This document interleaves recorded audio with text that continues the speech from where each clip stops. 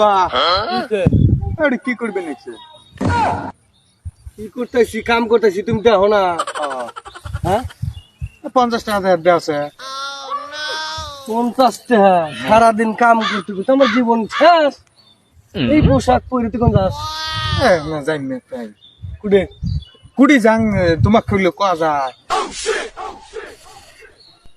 করে যাবি তুই ক আরে আসো অঙ্গ তার বেলা কয়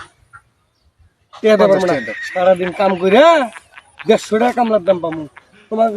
এই পোশাক পরে বাপের পরিশ্রম না দেখে তুমি এই 150 টাকা কাম করা মানুষটার কাছে তুমি কি এনে ঘুরে বেড়াবে নিয়ে যাবে আজকে শুরু করছা কাম করো